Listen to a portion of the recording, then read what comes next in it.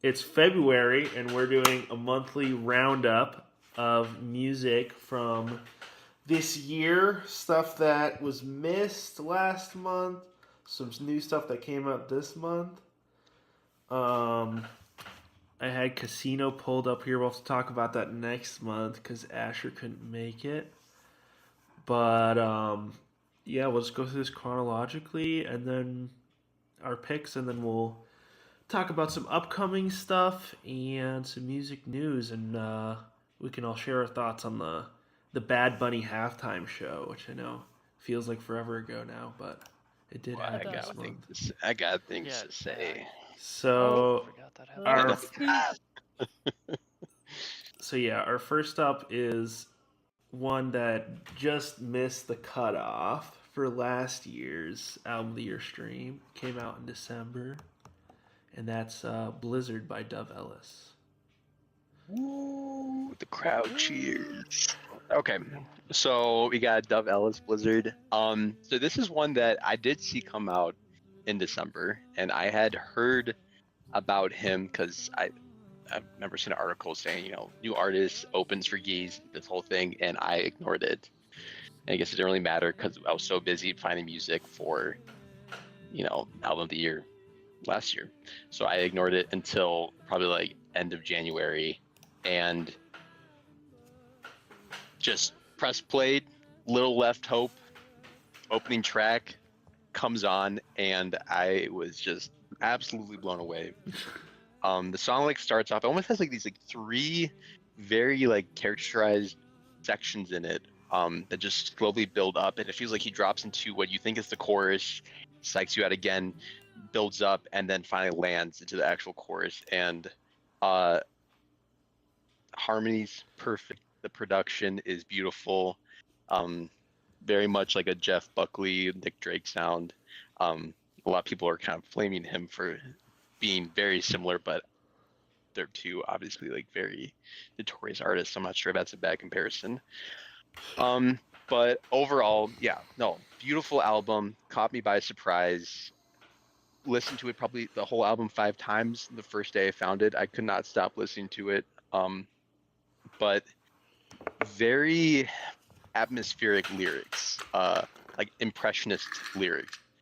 It is not as straightforward as, or you look at someone like, let's say, like Cameron Winter. I think that's like the common comparison. It's kind of like has that Cameron Winter vibe. It's very illustrative, very abstract.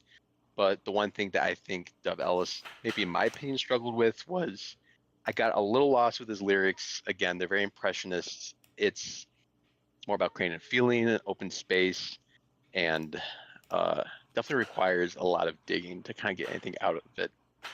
So overall, and we're like Cameron Winter, again, very abstract. Heavy metal's great.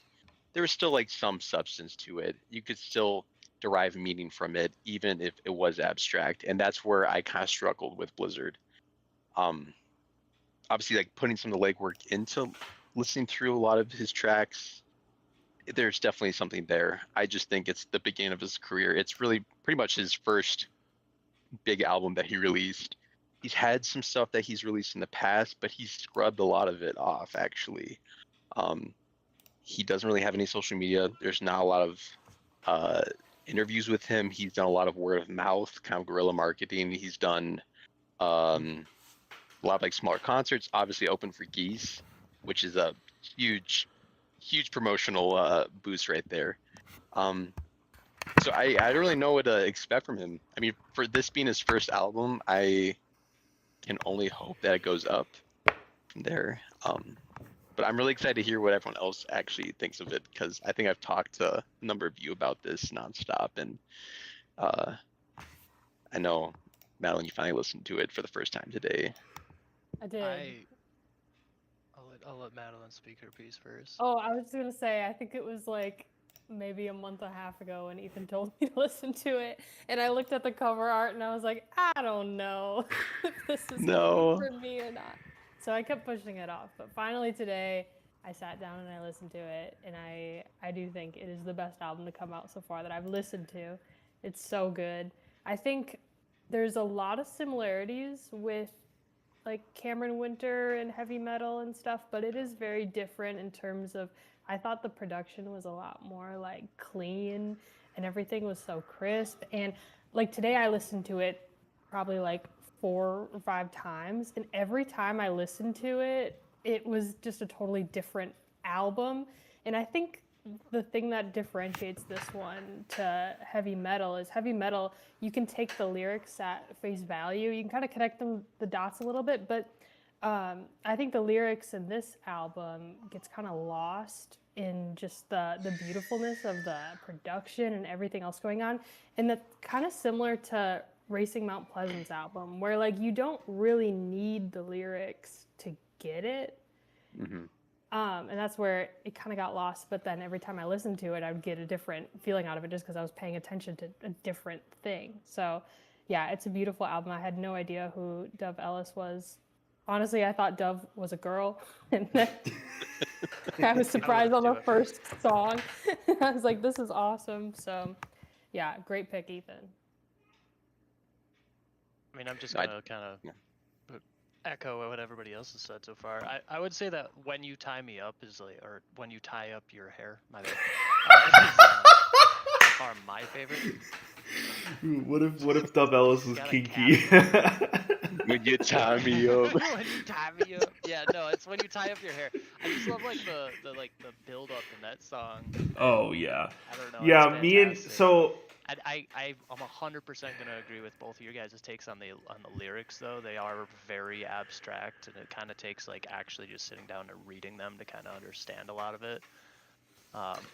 But I also like how, like, the tone that he uses is like old. How do I say that even? It's like the words that he's using are like really like.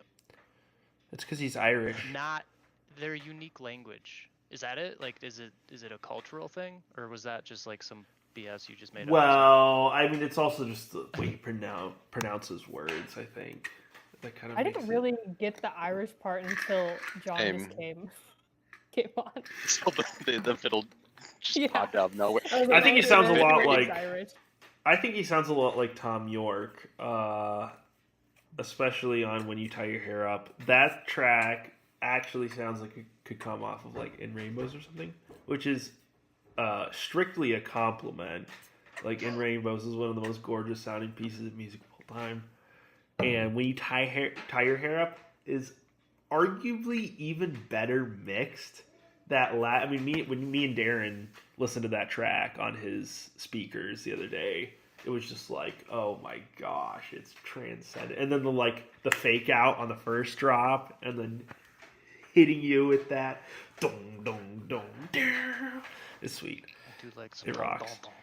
Now I haven't actually given this album a full listen in a little while because you told me about it when it came out, Ethan. You were talking it up. And I procrastinated because I was listening to all of the Album of the Year albums and other stuff. And then I listened to it all the way through probably a month ago. It wasn't a super close listen. It's definitely an album that I'm planning on revisiting at least before the end of the year, just to dive into it a bit more. It didn't have the same immediate kind of emotional pull as heavy metal for me.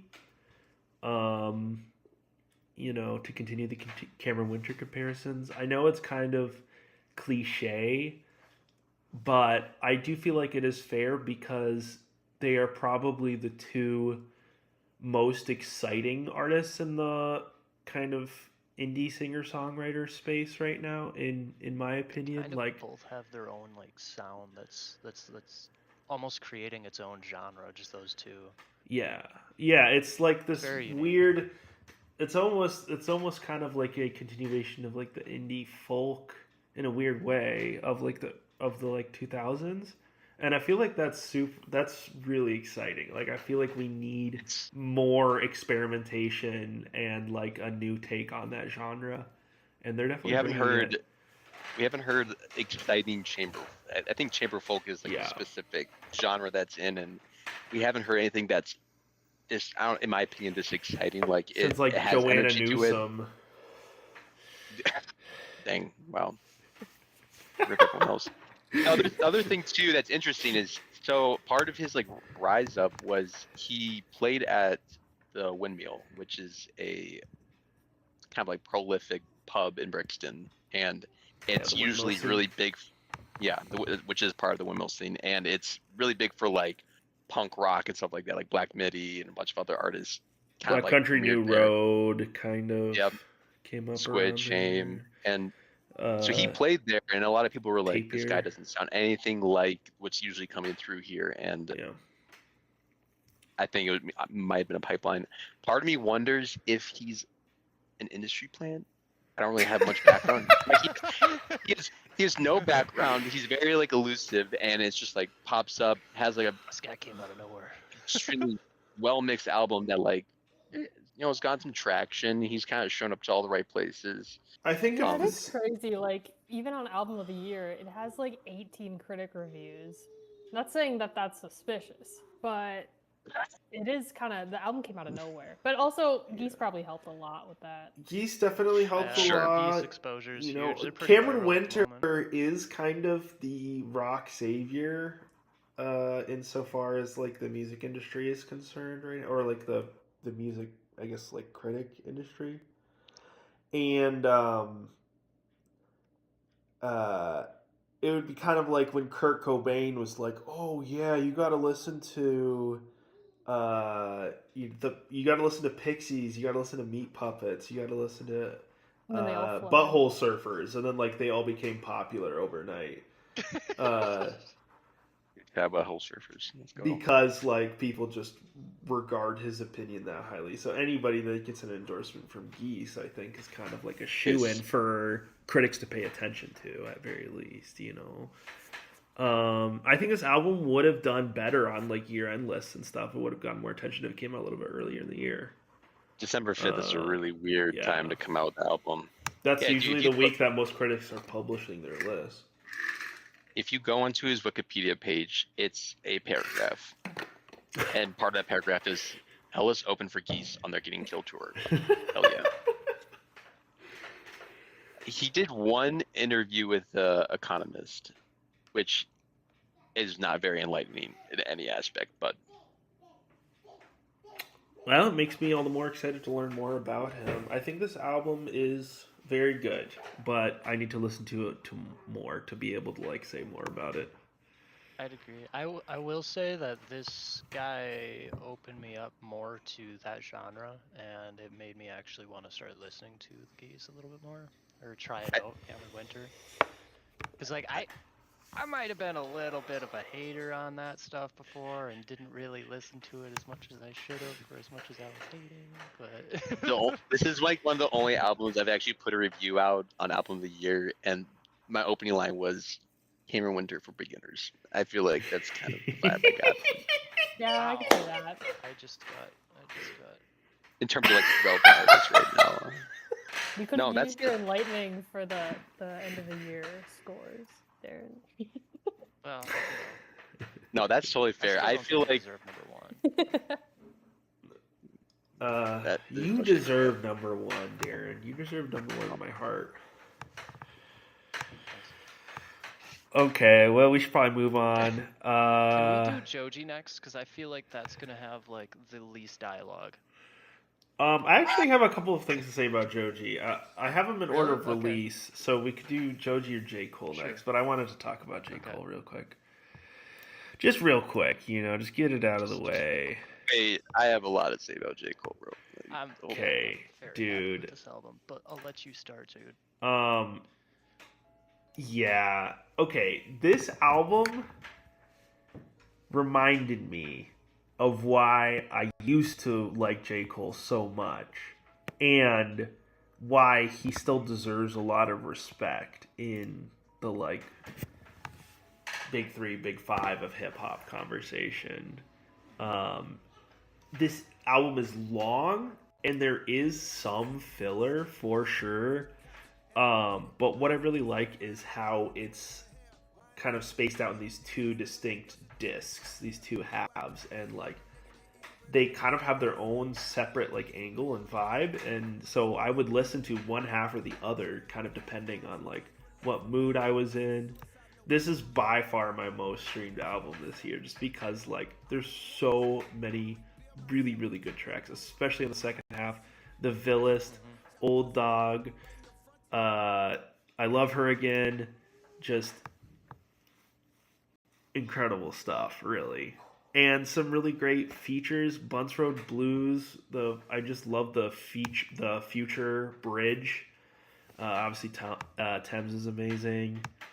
The Petey Pablo hook on Old Dog is like so catchy, dude. Erykah Badu. Yeah, Erykah Badu is obviously always welcome anywhere for any reason. So yeah, I was I didn't have super high hopes for this album.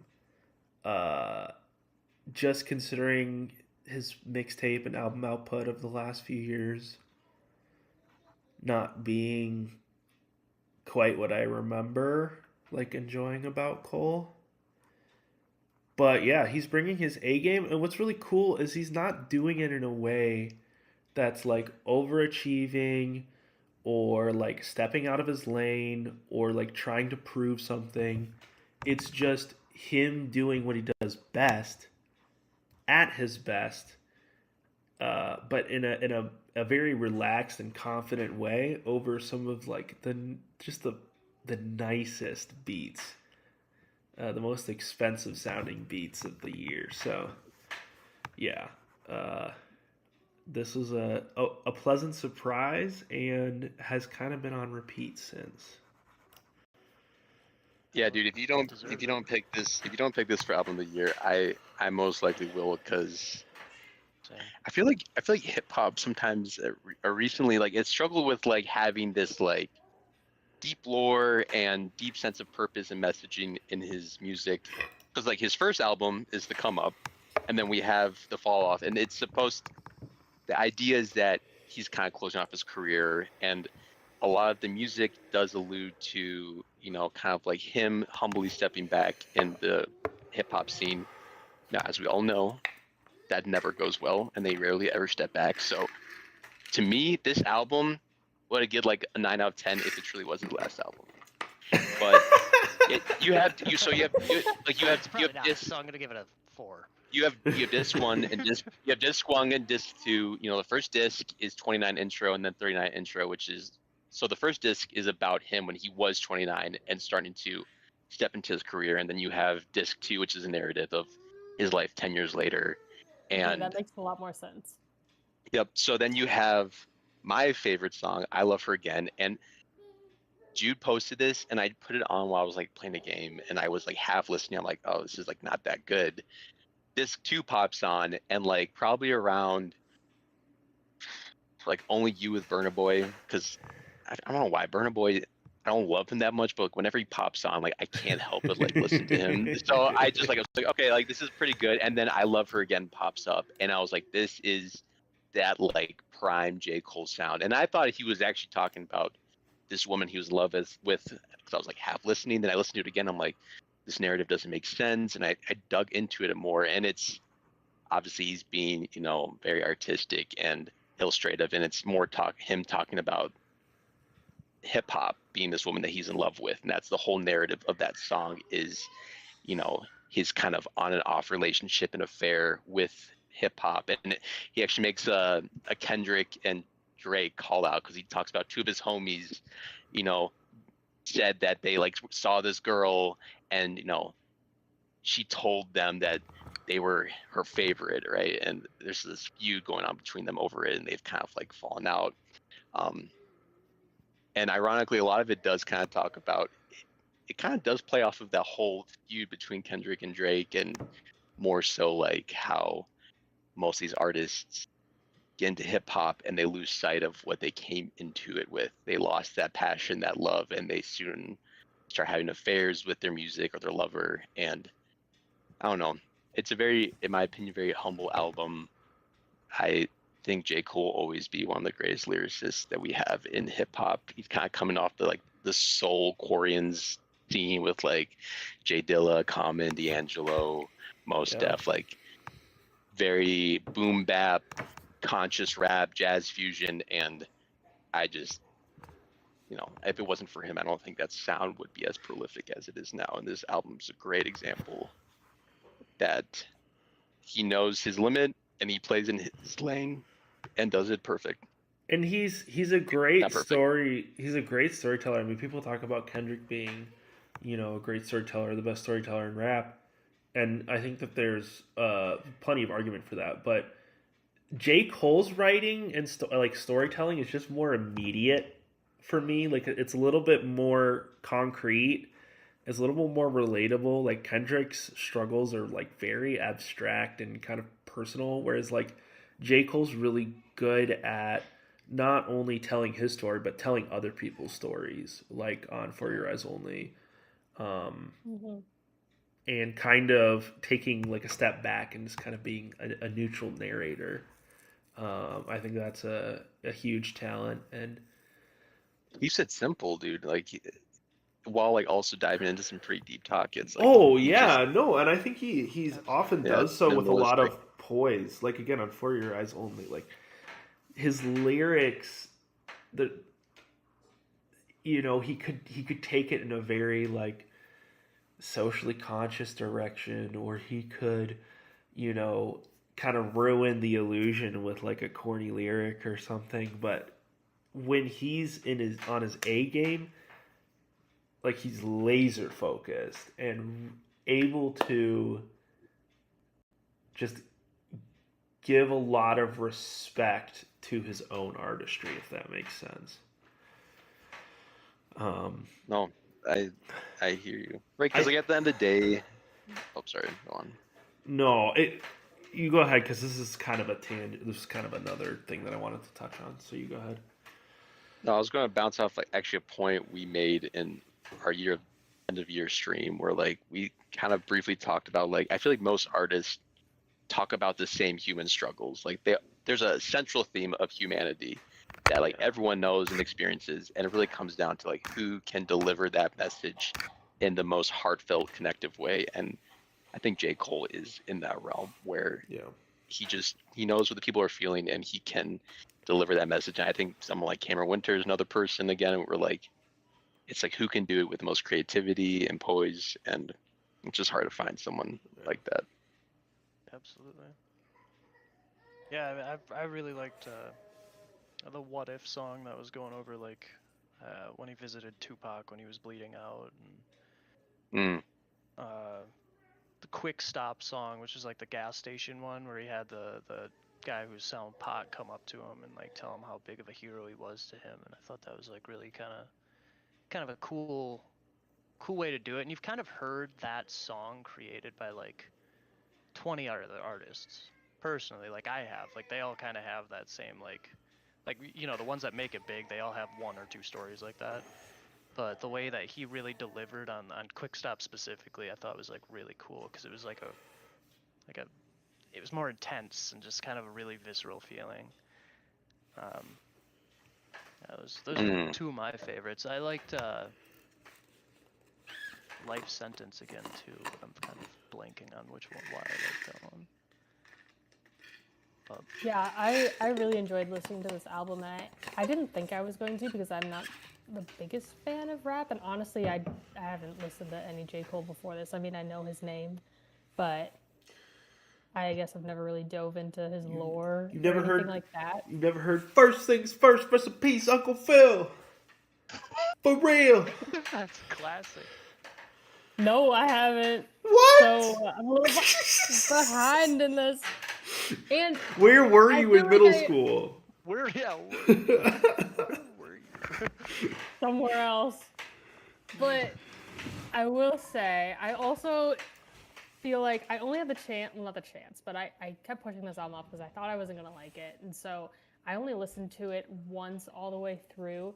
And I feel like that was a missed opportunity, because I should have listened to it multiple times to really like dive into it. But I will say, for it being a 24-song album and it being so long, I thought that it was super engaging, and every song had its own like identity and personality, where I know other longer albums such as The Weeknd, like it was getting rough to like keep listening to it. Boo! That stray was not necessary.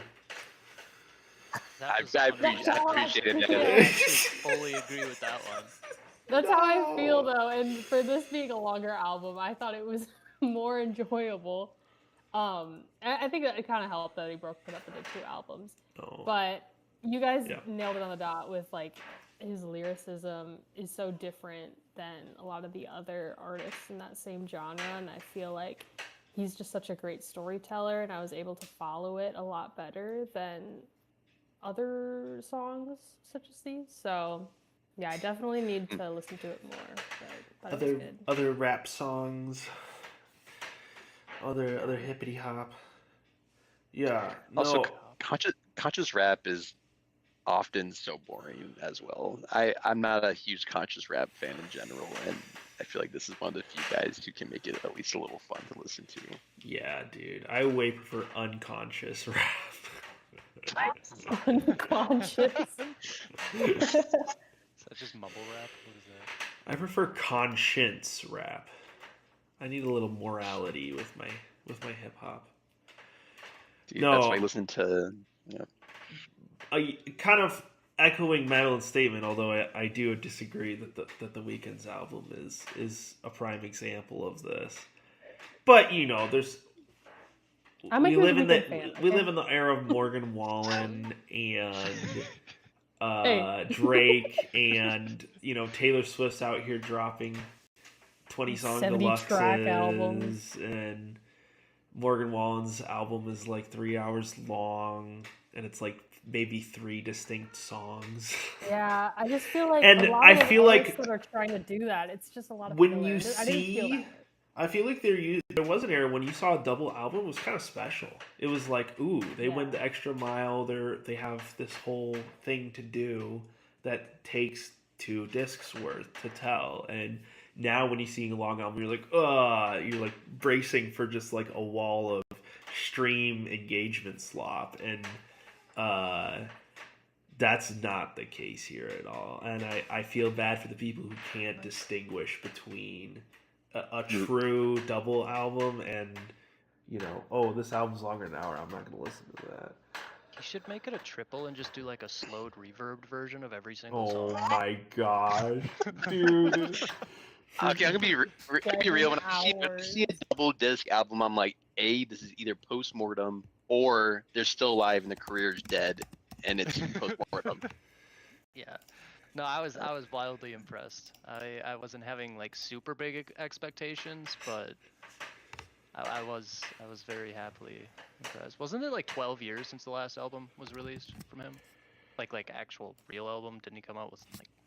Pretty quick. Not 12. No, it's been like 4 years. Well, okay, he had an album in 24. Might delete later. Actually, I don't That's think I a listened to this. that's a mixtape, and it's. Oh wait, no, was it bad. off season or D-Day?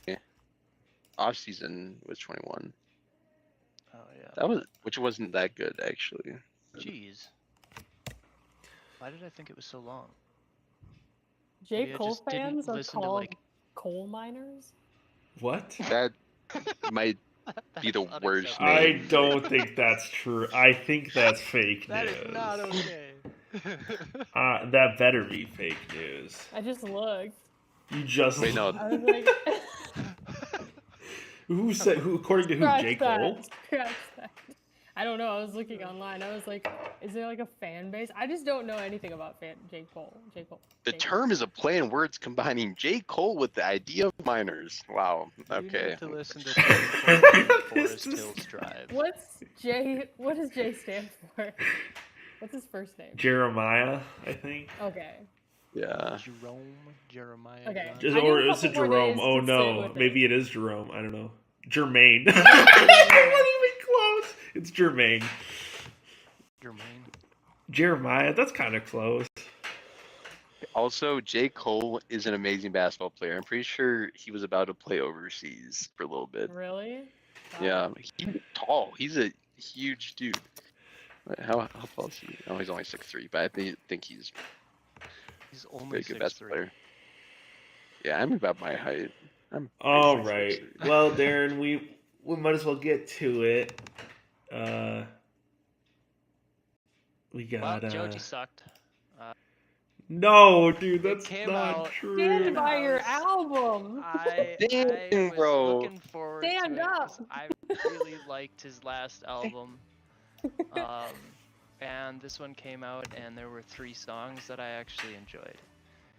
And the rest of it, I feel like, was just filler. And it was like so oddly spaced, and like there was just kind of different moods going between the two. Like, because the first one is Pixelated Kisses, and honestly, I like that song. But then the second one is like, let me look at it real quick. It's like a, what is this thing? Sorry, I didn't have it pulled up. But it's basically just like, it goes from this like massive, really cool synth sound straight into him going like it's just like really dumb.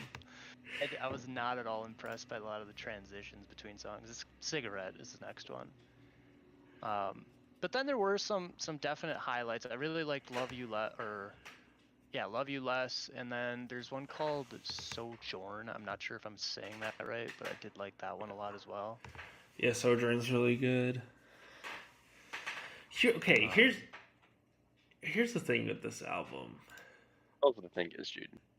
What's the thing? What is the thing, Jude? You know, it's been Enlighten me. 4 years since Joji's last album.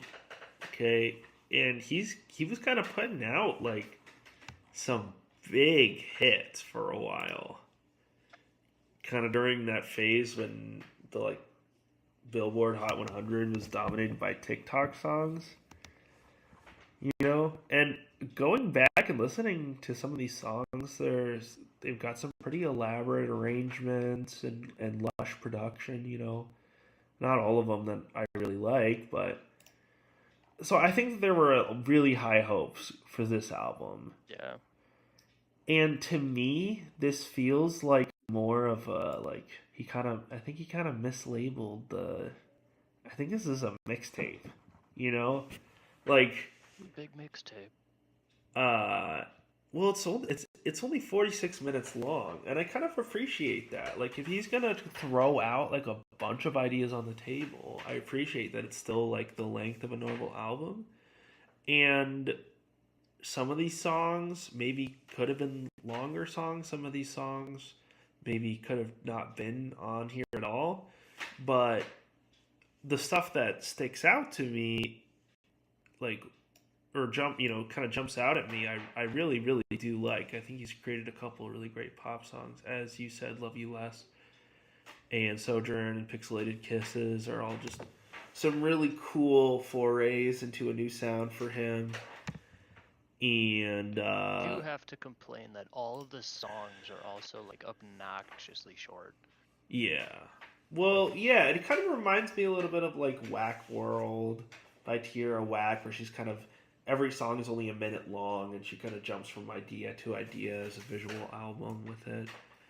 And that's really the vibe that I got. Now, is it like an amazing album? No, but I think that people are kind of like, maybe due to expectations and not like meeting their expectations, or due to like people not really kind of getting what he's doing in this album, there's like a little bit of tension between the execution and the, you know, and what people wanted from it.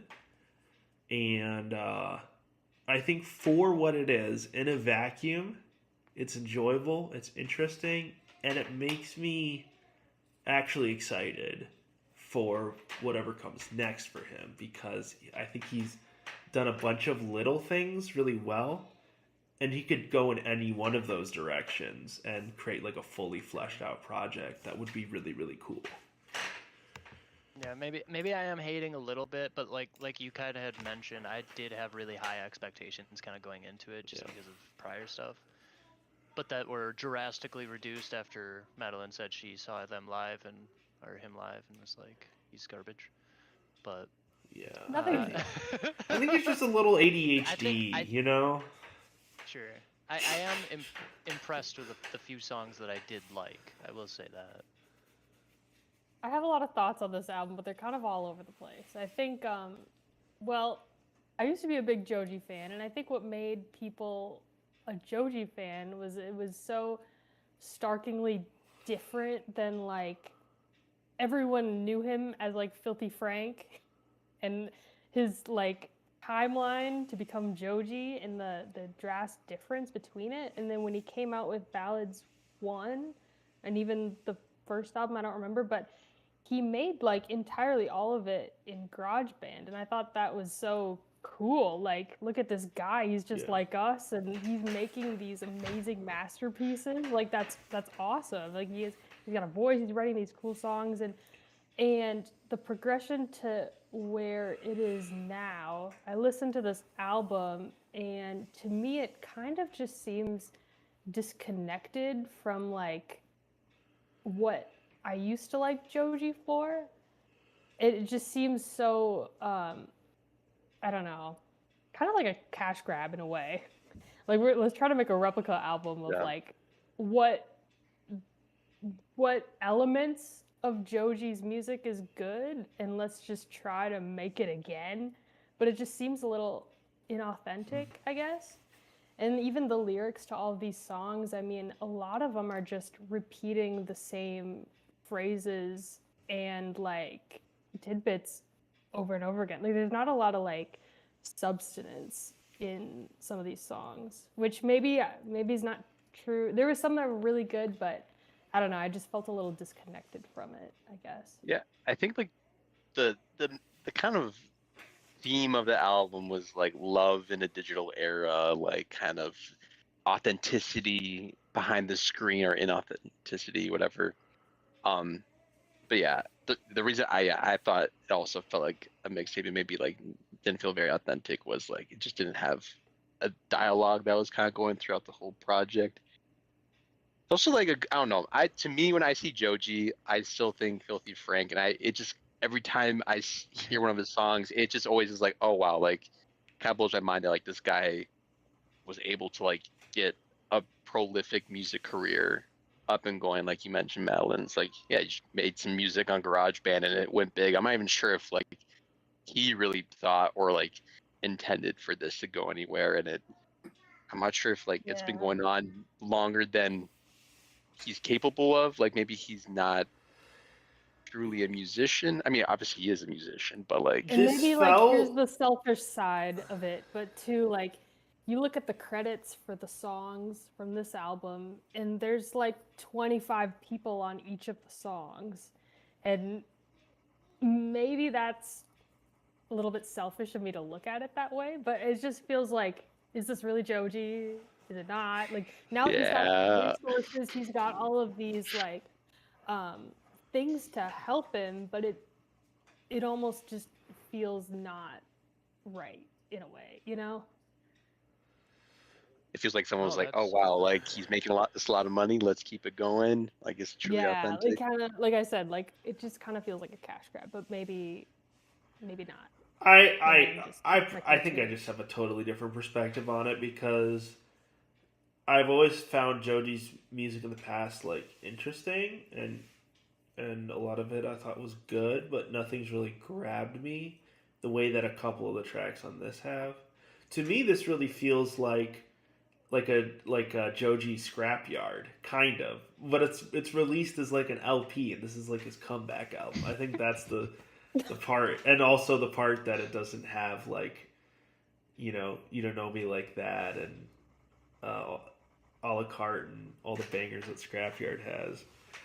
Scrapyard's just way too good, but Great comparison, yeah. But it does kind of feel like that, where it's like this is some ideas that he's had in the background. He's just gonna, jump from thing to thing a little bit, show us what he's been cooking in the tank. Except that it's not a mixtape; it's full LP, and he's got 25 writers on every song. So it's like, what is he actually trying to do here? I get that, but I also kind of liked it for the most part. So. Okay, also, that was great, but I don't know. Maybe this is not a very great observation at all, and like is totally straight from anything meaningful. But like, 4 of the songs are in all caps, which like I feel like oftentimes when you look at an album, at least like the styling of the names kind of follow some pattern. It does. If you look at the letter from each, if you look at the first letter of each song, and then you turn into binary. Divide it by 12. Oh wait, look at the first letter of each word. It says Oh, dude, you understand? The album's so good, you just have to listen to it in reverse at 50% speed. Then you'll understand how good it is. And then you get It's all possessed by lowercase, and then it says, "Can't see shit in the club." Like I don't know. Fade to black. Oh yeah, Pats won't leave my bed. Fade to black. Can't see shit in the club. Sojourn. Dickley. Rose I think that's. Dickley. I don't think that's Dickley. I'm dyslexic. That's the first thing I saw. Dickley. Yeah, that's it. Yeah. No, it's wait. Oh, it's an acronym. Don't you know I love you? Hey, try to say that out loud though. No, I can't do it. That sounds like a slur if I say it. It kind of does. Oh wait. Okay, I will restrain myself from that. I don't want that to get clipped. Oh man. Okay. That's Joji, Piss in the Wind. We'll see what he comes out with. This is more like I'm optimistic for the future, and depending on what he releases in the future will like change how much I like this album. I think he needs a total rebrand. You know what? I think he needs to start a hype Straight house. back to Filthy Frank. Let's go. I have He's actually- depression. Oh wait, no, Bring that back was the IW. controversy. Maybe Pixley kisses tunnels that he's returning to Filthy Frank. Maybe that's it. Maybe it's Filthy Frank kissing us through the screen. Pixelated. On that note, we've got Wuthering Heights up next. Charli XCX. Yes, Queen, let's she talk delivers about it. again. Go ahead, Madeline. Yes, so as you guys know, Charli XCX released her album this month. Wuthering Heights? I keep wanting to say Wuthering Heights, but it's okay. So, from what I found out from via Wikipedia, so it turns out she was commissioned or in partnership to make a couple songs for the movie Wuthering Heights, which is based off of the book Wuthering Heights. I have not read or watched the movie, so I'm just going off of this album, but apparently she felt so inspired after the couple soundtracks that she made that she decided to make an entire album that was loosely based off of themes and just the whole storyline. Once again, I don't know what the movie or the book is about, so you guys might have to jump in if you guys know. But overall, I thought it was really exciting. She came out with her first track, single from it, House, featuring, is it John Cable? Oh, Kale, yeah. Kale, yeah. Of And the Velvet Underground. yes, Among other things. and that was so starkly different from her last album that she put out, which everyone knows, Brat. That completely took everyone's summer by storm. But we were all curious to see what she would come out with after Brat, and just that single of House being so different and dramatic and setting it up to be this grand story and world. I was really excited for this album to come out, and then it came out, and honestly, even though I really, really like it, I still have some mixed feelings and reviews about it. I think the production is really amazing. There's a lot of darker elements in it, a lot of orchestral pieces, but then also some modern day like synths and stuff. The theme is pretty cohesive. I like the lyrics. I think that she really shined vocally in this album in comparison to some of her older works, which that's exciting. And yeah, I think it was just a wonderful album. The thing that I kind of get held back with this album is just the connection to the movie. I almost wish it was a separate thing. I think it's set up to follow a storyline that if you don't know the movie or the book, it almost feels like you're missing parts of the plot because of the lyrics being a little bit more generic. And then also just seeing references from the movie and the book, having it taken place in very olden times Britain, and then a very modern musical piece element seems a little odd, but I don't hate it if I just look at it as an album disconnected from the movie and the book.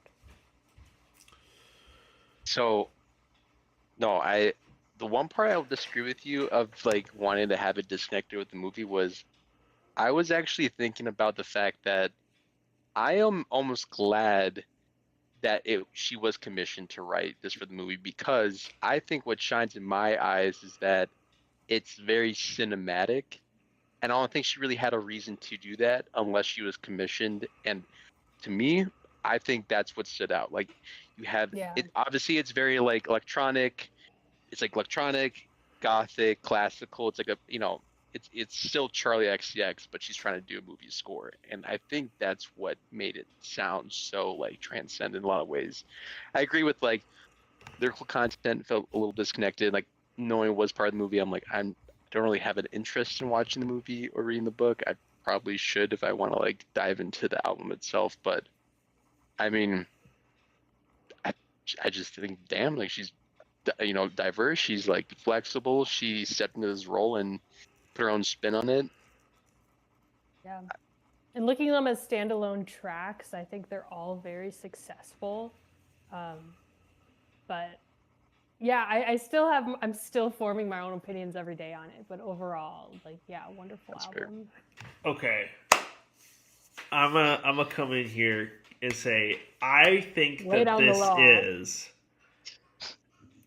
for all intents and purposes, this is Charli XCX's Black Panther the album.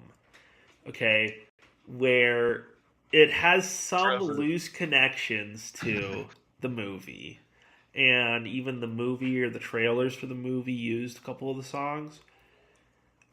But for the most part, it's more an album inspired by the movie, and in that lens, kind of only has a tangential relation to the movie, if you actually dive into the lyrics.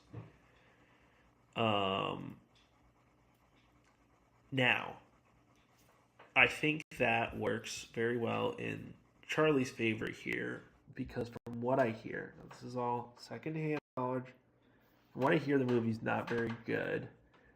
And kind of misses the point of the book entirely. Maybe intentionally, probably intentionally. Whereas this album is kind of melancholic in a way that I've, again, secondhand heard that the book is, and kind of more like a little more dark in the light. I think that it doesn't really need to be like lore accurate or like super tied up in the story to do that successfully, and I think she does do it successfully. Insofar as Madeline's complaints with the palette being so modern, it's just an observation, not a complaint.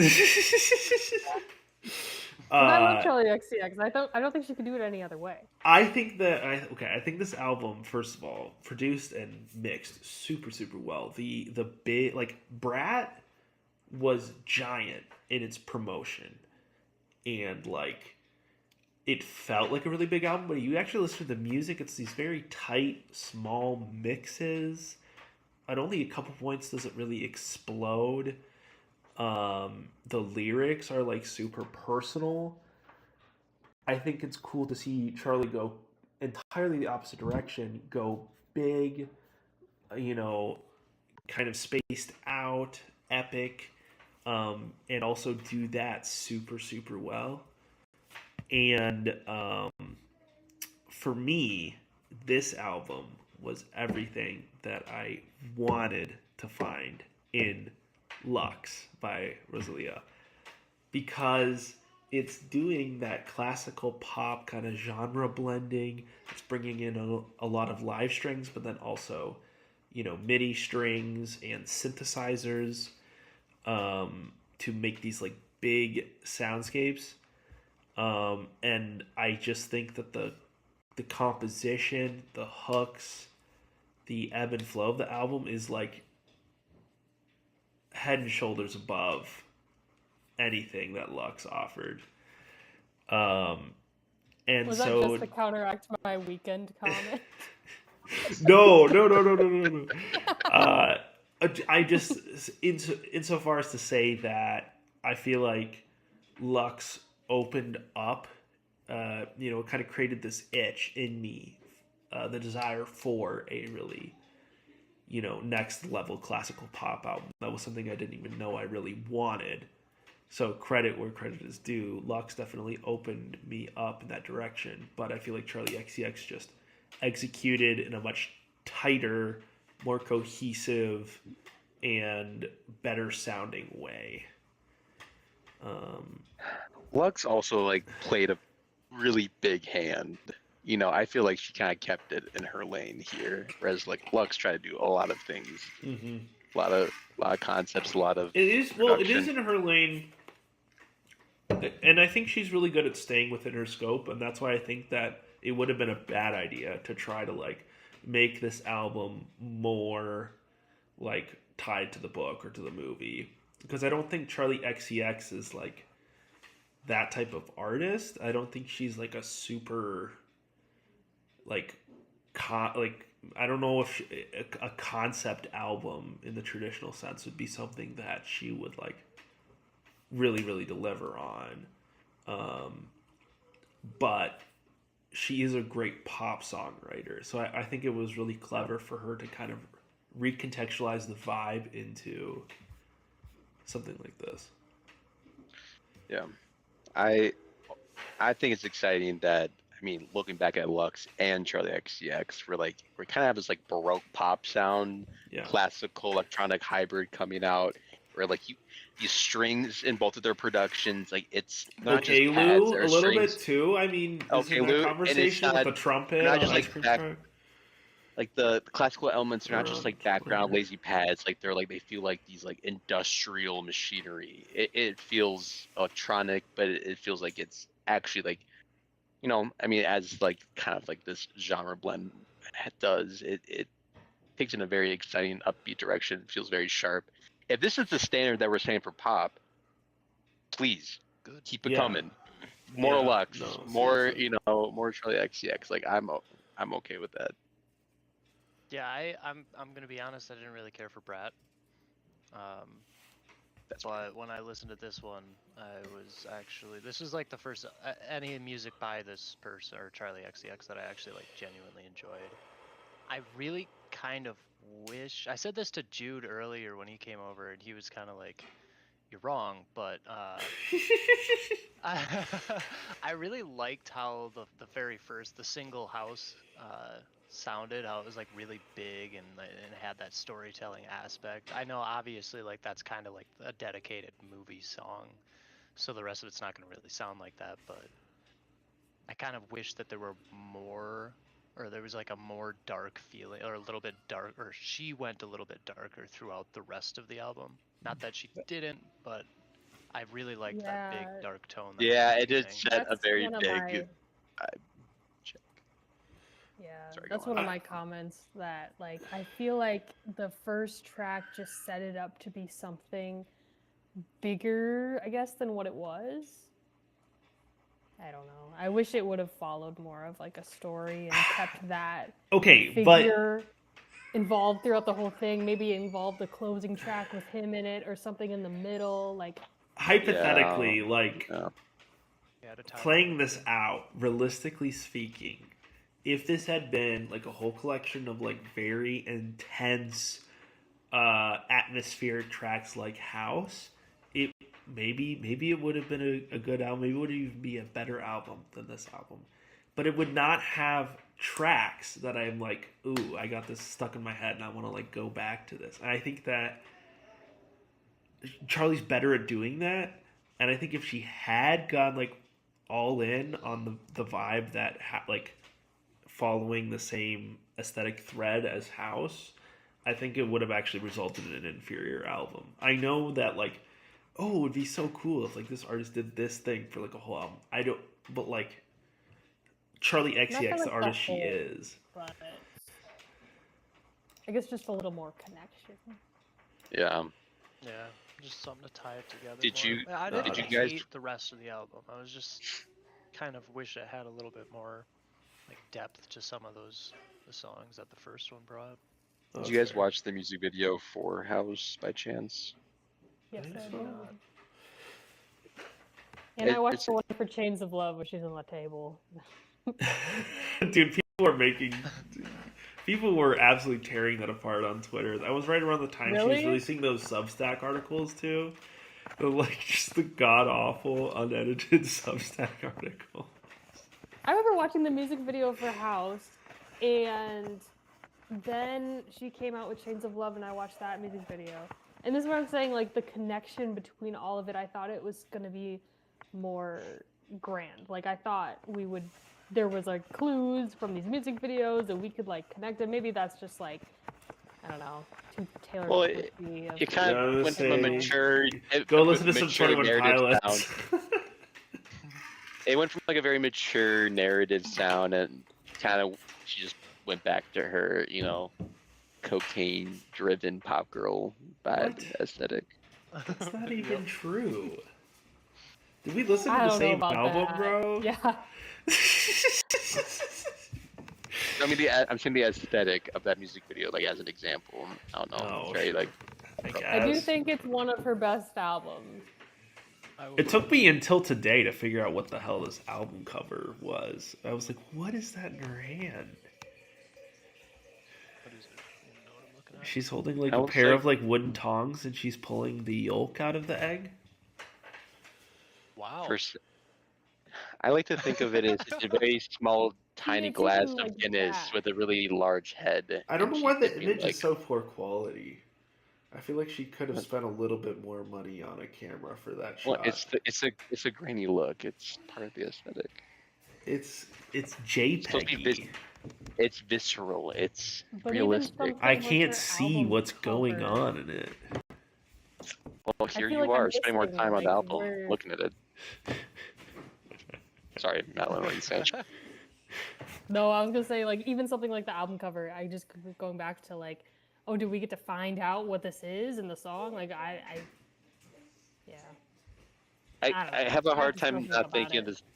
I feel like this guy is on his hands and knees right now, looking at this egg and kind of, It's just like intently staring at everything she does right now. or he's doing a handstand.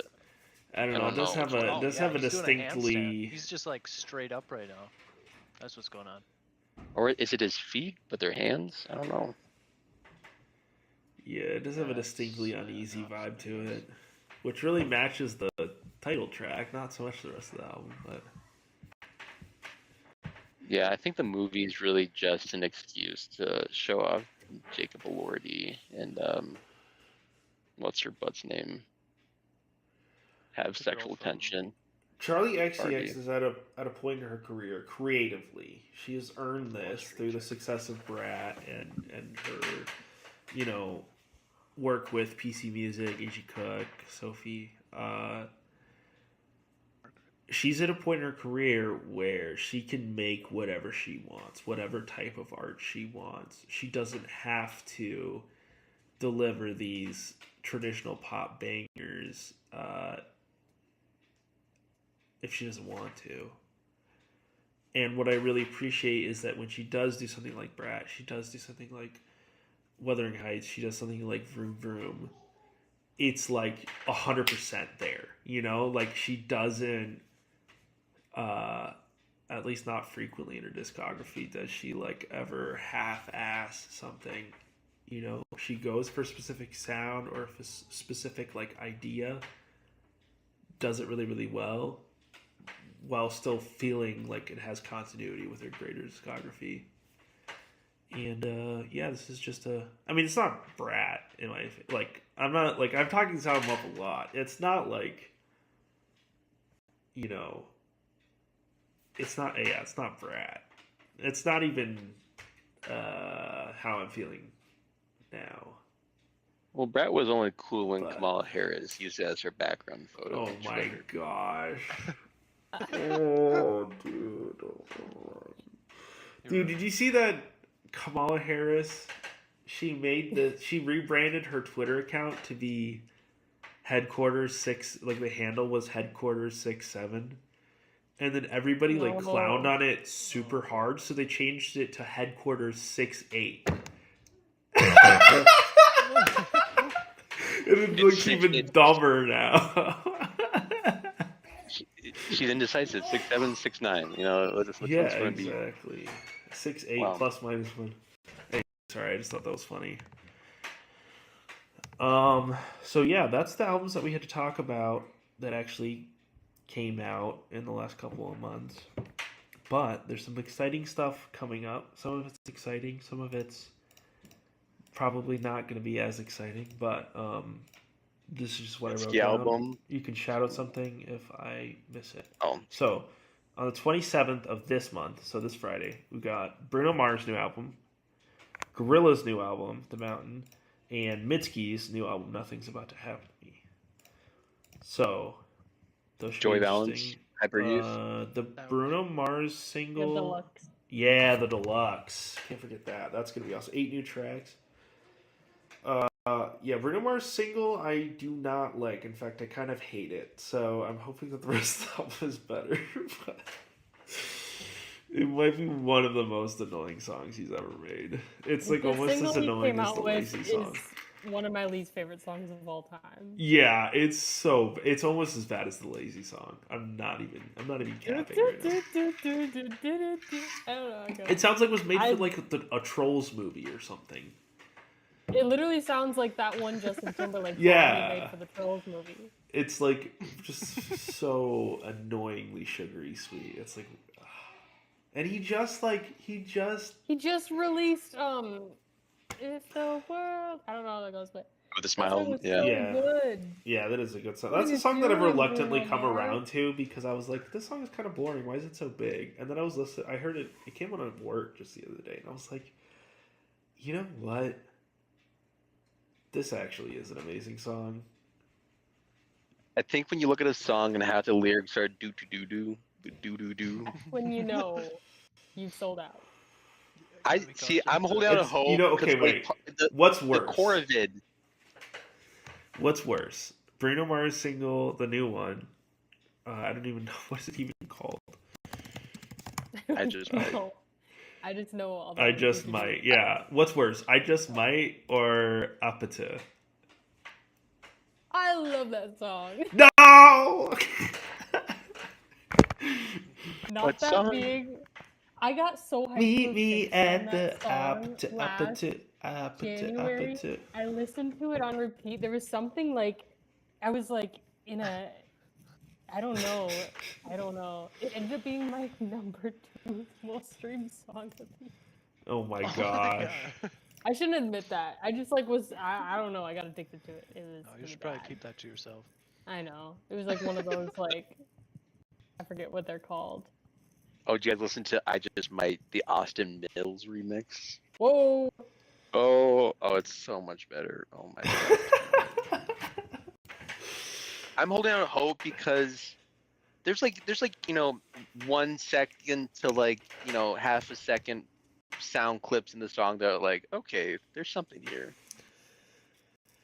I'm not really sure if that's like a very enticing factor, but I don't know. I'm holding out hope that's good because I really want another 24 karat gold. 24 karat magic. Yeah. Oh my My bad. gosh. I'm just saying. His last 2 albums, yeah, he's only released 2 albums in the last 10 years, but both of those albums are like mint, like so good.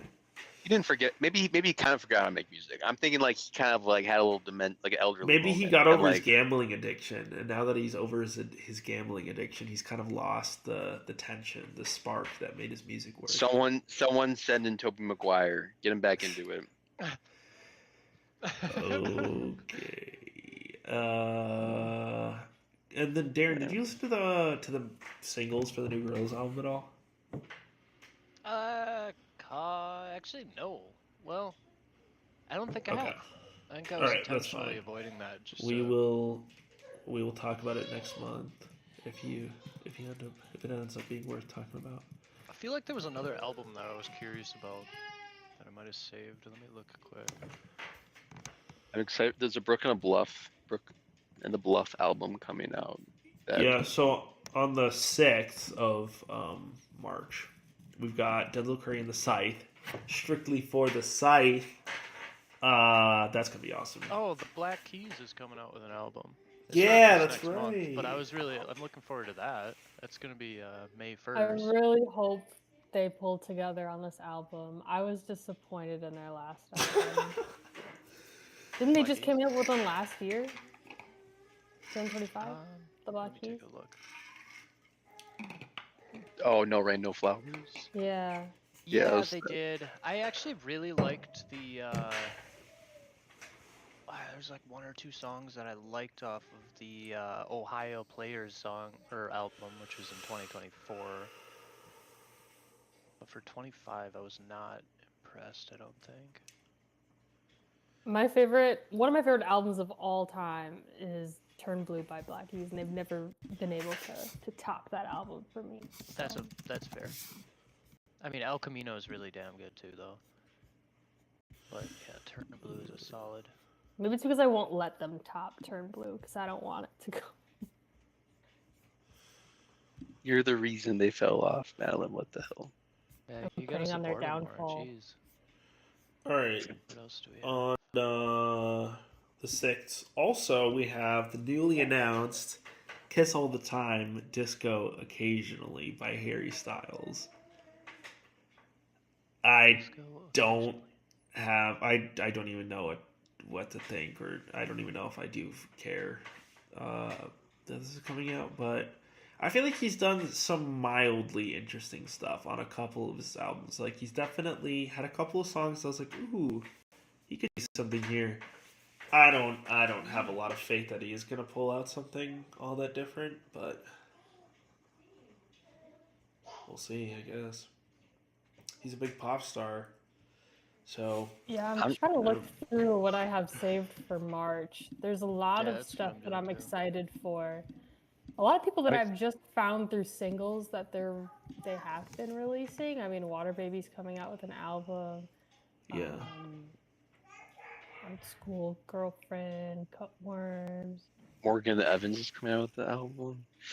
I'm excited for it. I'm excited for Flea to come out with his Frank Ocean bass cover album. Oh. Just Flea playing Frank Ocean with the bass. Flea. We got James. Really is the goat. I'm sorry, the James Blake. I have so much hope that the James Blake Wait, album one of the is tracks better. has Tom York on it. Maybe I need to actually get invested in this album.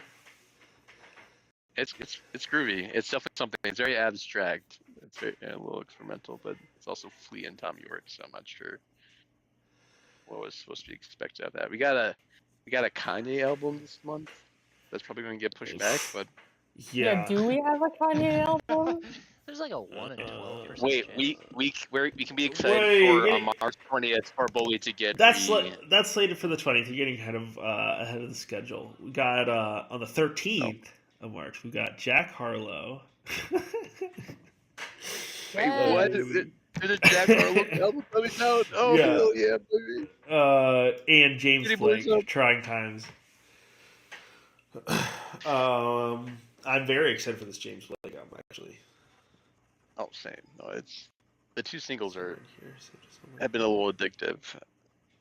Yeah, I need think to go he's back gonna and listen to those. reel it back. I think he's gonna reel it back from what was his last project? Oh, Tell Me, or Playing Robots into Heaven.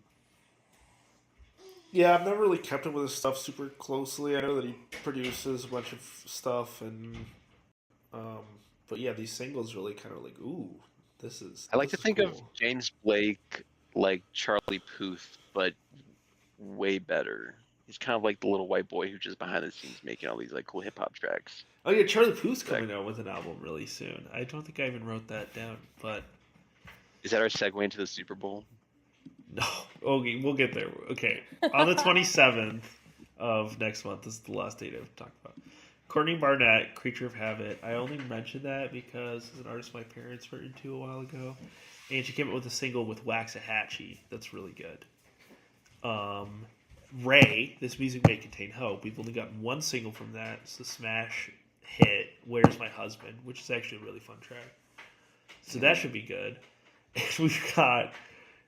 I think this album's going to be an absolute disaster, maybe like a career-ending album. But Robin is coming out with an album called Sexistential, and the title track is out, and It's already flopped to begin it's with. like one of the worst songs I've bar none. And she performed it on Jimmy Fallon or something, Jimmy Kimmel, something, and it's like it's bad, dude.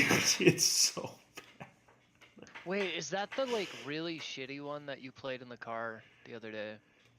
Maybe where she's like, she's this got is like doctors like cum in who her would teeth or be something? no, that's that's Oh, unrelated. what was that one? Jesus. No, that was like some random like AI shit that Spotify recommended to me, and I thought it was kind of funny. Is that the one you sent me? Okay. Maybe. You can keep that off my speakers. No. That's I sent you Yippee Ki by Kesha, the AG Cook remix with T-Pain, which is like that was crazy. No. It was good. the It was original awesome. The original track is terrible. The T-Pain remix is a little like kind of worse, but then you add like T-Pain and AG Cook onto like a terrible Kesha song, it kind of like loops back around to good. I don't know what it is. It's just so bad it's good. No, so this is. I'll send you guys this one. I'll send the music video in the chat. It's truly awful. She says the line. I think in the song she says something like, she's like in the song she's like talking to her, like fertility doctor, and doctors. The line goes something like, "Doctor said, who would you like to be your dream donor? Well, I said Adam Driver did kind of give me a boner." And she's like rapping this. So she's like Robin rapping about like getting a sperm donor. It's so. This is like a very early nom for worst song of the year. It's, but I kind of respect it. It's like so bad. I'm just kind of, just like amazed. Is she trying to play off like this kind of like bubbly pop relapse in music? Like she thought she could like catch the wave or something. No, but it's like it's not bubbly. It's like. Well, I'm saying, did she think she was like going to hit that wave? Like she's like, oh my god, this is my thing. I did this before. No, it's like her doing this like weird like, kind of like raunchy, like pop rap, which is like I feel like that's so played out nowadays, and also. She's like the queen of like synth pop, and she's kind of. This feels like a serious downgrade. These lyrics are fucking app, fuck a single mom, shit is existential, fuck a plan B baby, fuck a therapist, shit is X. I've been a Raya while on IVF, PTSD from all the tests. Destroy my feet while breastfeeding. She's spent like too much trying. She's trying to like romanticize like single mom life at 40, which is like I get that she's like trying to be empowering or whatever. I love single moms, but she's like making the worst music possible to do it. It's like, ooh, couldn't you have like written a good song to empower single moms? I don't know. Seems a little existential. Even like a little existential. Okay, Lily Allen's album that she came out with last year was also like, I'm 40, I just got divorced, I've got kids or whatever, and that one like wasn't that crazy. Like I feel like she kind of did it with a little more class. Right. Well, it's been done well. I think it's something that could continue to be done well. I don't really understand what kind of existential crisis Robin had to go through to make something this god awful, but we'll see. Maybe the album's better. Maybe that's the only bad song on the album. Did she ever consider just releasing Body Talk? Was that an option? Yeah, just Body Talk 15-year anniversary edition. It's just Dance on My Own, but it's an hour of Dance on My Own. Dancing on My Own, 1 hour. Lo-fi. Slowed down plus reverb. We need to find a new meta for remixes. The thing is, I think she's she's actually done the like rapping. Okay, wait, am I misremembering this? What is that one song that's like so? Oh, I was just thinking of that one.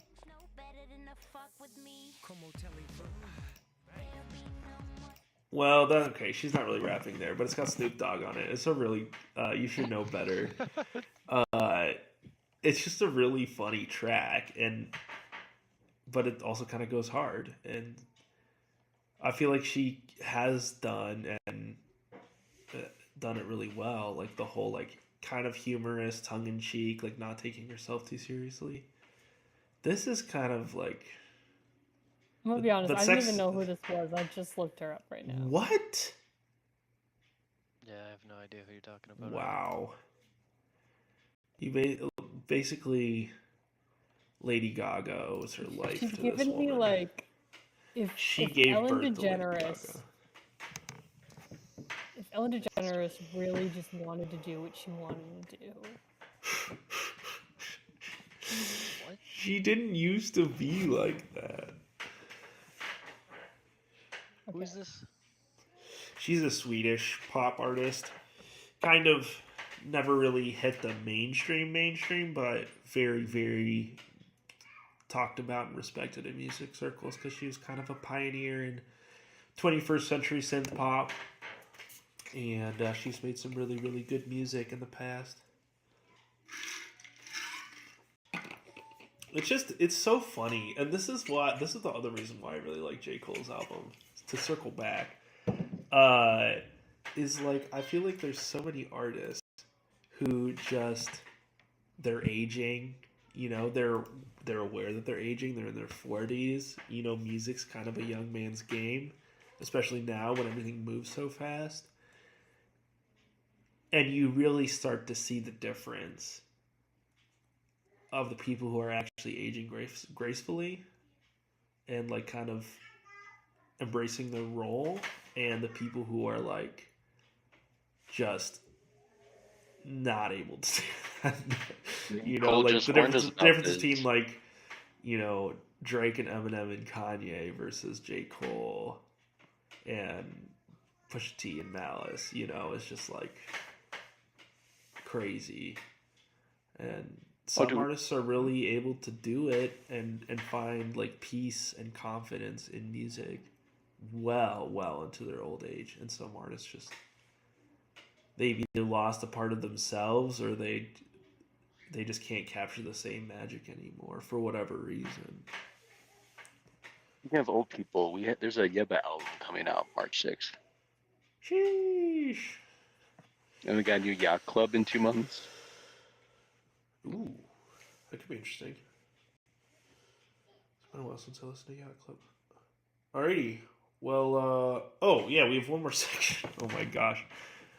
Real quick, let's talk about Bad Bunny's Super Bowl performance. I thought it was really good. I thought it was very visually, you know, the way it was shot was really fun. For the people watching the TV, I'm not sure about watching it live. I feel like if you're actually in the stadium, it was probably not amazing. But it was fun. I don't particularly like Bad Bunny's music all that much, but he obviously performed really, really well. And Lady Gaga's section was awesome. I don't know. I just feel like there's a lot of Super Bowl performances feel very anticlimactic. You know, they have to fit into the short time frame. They're trying to execute some like grand thing, but they're also trying to like shoe in all these guests and like cameos and shout outs, and none of it really ever kind of like meets the capabilities of that format, of that venue, you know, the time frame. I thought Bad Bunny's Super Bowl performance was really smart from an artistic standpoint. Like it was ambitious in a couple of interesting ways, like the whole set pieces and whatever. But insofar as the like actual focus of it all, I did a really good job of like utilizing the time constraints and the venue constraints in a way that was actually like satisfying, rather than like something that is supposed to be epic and you kind of feel like it is epic because it's the Super Bowl halftime show, but then at the end of the day, it's like not that great of a performance. So I thought it was pretty. I don't know if it was the best of all time. That probably goes to Michael Jackson, but He didn't even do anything. He just stood up on stage and killed it. for 2 minutes, and the For 2 crowd minutes. screaming at 120 His decibels. manager is screaming in his ear, "Go, just go." No, I think it was I had a lot of fun watching it, and it was even more fun watching with a bunch of people who didn't want to watch it because it was the most like passive aggressive rate, like passively racist. Like, oh, this is pretty good. I don't really understand what he's saying. I don't really understand why he's here, but it's okay. I don't really like this kind of music actually. And it's like, okay. I Oh my god! thought it was fun. It was quick, like you said. Like they utilized your space grade. I mean, when was the last time you saw a bunch of people dressed up as stalks of grass? Like that's pretty awesome. They just like all the grass pieces were just people running on to the field. I feel like he like tried to throw in a message in there to some extent, like the power struggle in their country and like the issue with their power grid and like throw in like some cool Easter eggs. Again, nothing mind blowing, but I Very really don't think tactful, very subtle. I started listening to him after the halftime show, and I was like, you know what? Like maybe Bad Bunny's not as bad as I thought he was. Like his music's fun. Maybe he's mid Bunny. Maybe he's even good Bunny. Good. Good funny. What's the song? Aki Vive Gente, or whatever. I'm not sure if I'm pronouncing that right, but I looked at the music video. I'm like, oh, I want to watch it, and I saw the music video was like 30 minutes long. I'm like, okay, like why is this 30 minutes long? And he just has like a whole documentary in there, and it's a documentary about Puerto Rico and the power struggle there, and like the people rioting and like trying to fight against commercialization and kind of, I'm not sure if gentrification is the right word, but I was like, oh, like I mean. Again, maybe a little. I don't even want to say on the nose. Actually, it was surprisingly good. So Yeah, I don't know. I feel like he definitely has a lot of cares integrity about his behind his music. country, and his country definitely cares a lot about him. The whole world loves him. I think he's like the biggest artist in the world, pretty much. Up there. Everyone's saying that it was dumb that he was at the Super Bowl. I think it was the best thing the Super Bowl knew what they were doing, and they made the right choice. Like they brought in large viewership. I mean, Kid Rock also got a dub off the night, sadly, but. Dude, he announced the tour. You guys want a world tour? Do you guys want to go see Kid Rock? You guys watched? I watched one clip, and it's just JD Vance and his wife. It was JD Vance and his wife, like obviously being like, okay, we're gonna support the American like halftime show, and they look so miserable, and for a fact they both hate Kid Rock because his wife just looks like that on the drive home, they're putting listening to on Bad Bunny. they're watching the halftime show in the car. I don't know. I thought the halftime show was awesome. The thing is, like, I always get so excited for the Super Bowl and halftime show. Like, I remember being little and, like, when they announced the halftime show, it was so fun, like, figuring out who's going to perform. And also, every single year for the halftime show, it's the same thing. You always get a huge demographic that hates it. It'll never be good as Prince. It'll never be Michael Jackson. And the thing is, no matter who they could ever get, a lot of people, especially older generations, they will never ever fill the shoes that they want them to fill. I think the anticipation and how big the Super Bowl has become, it's just no artist could ever like meet everyone's expectations and really like fulfill that role of like what they want. So, I mean, every performance that I've seen for the past 10 years, there's always been, this sucked, this is the worst performance of all time.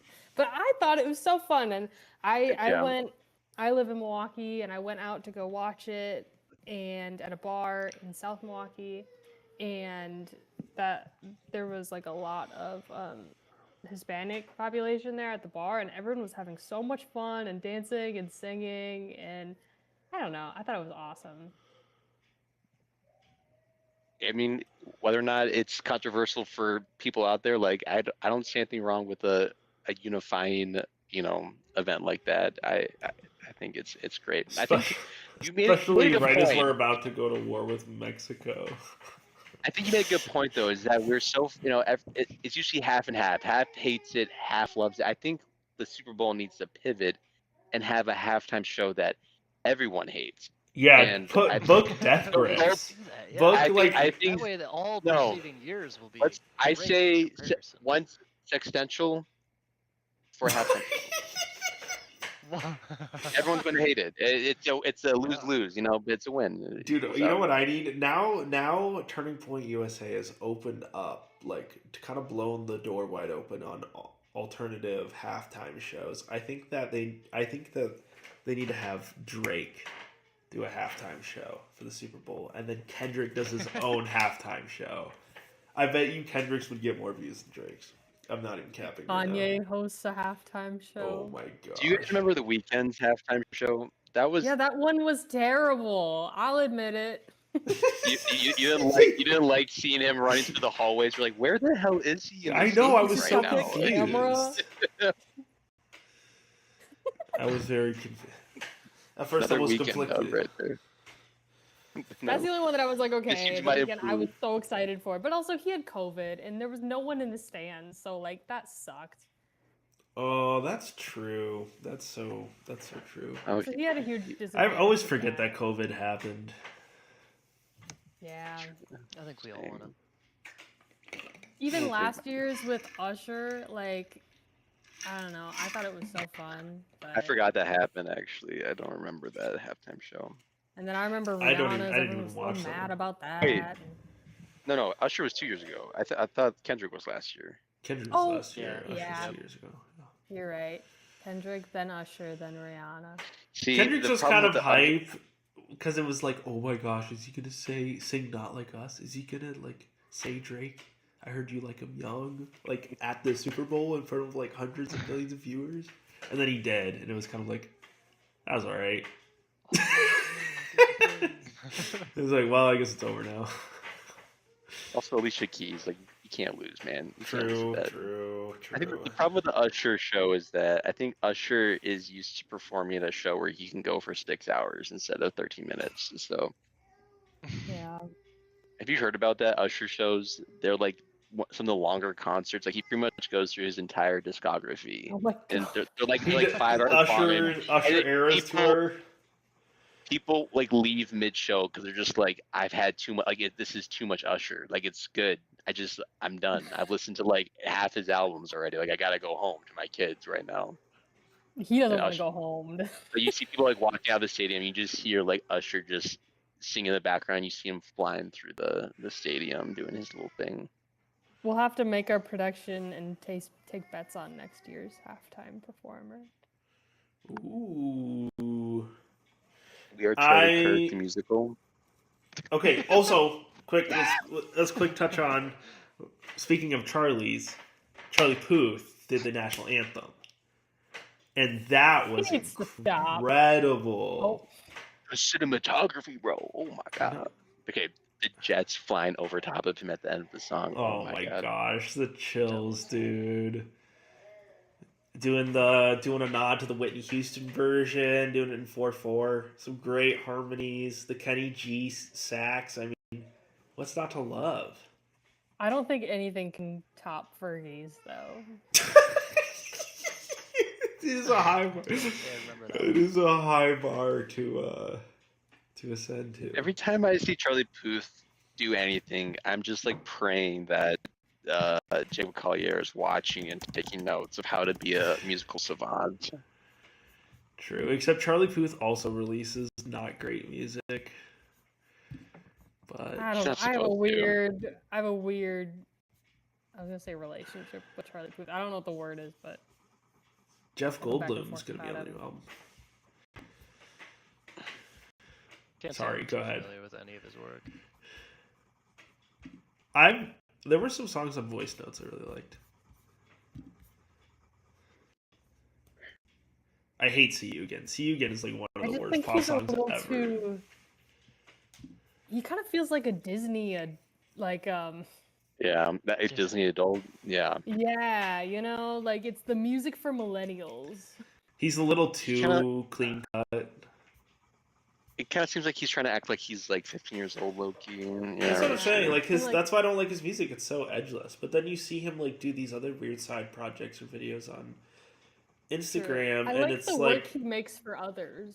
yeah, yeah, agreed. There's only so many, like, okay, we get it. You But at the can't same even know- time, like if you were a music god and you could just get that bag for all of eternity while still just doing your own music stuff on the side, would you do that? Like, I feel like that's hard to like. You think he's a music god? Well, I'm just saying, like, he's really, really Okay. good at music. He's incredibly talented. He's obviously not releasing music up to his capabilities as a musician. However, he is also, he's also really, really good at just delivering these smash hits and selling a bajillion albums. And he's making a ton of money doing that while he does the actually interesting music on the side. I feel like you can't really blame him for that, If you have the Also, I think capability to do both. we're forgetting that Charlie Puth co-produced one of the like most like sultry, like sex symbol songs of all time, "Slow Motion" by Trey Songz, which is like the most like horny song, R&B song I've ever heard, and it's just like co-produced Charlie Puth, and you're like, okay, what the fuck now? I am so confused. Wait a minute. Dude, what's the knock knock knocking on your wall song? Did he co-produce that?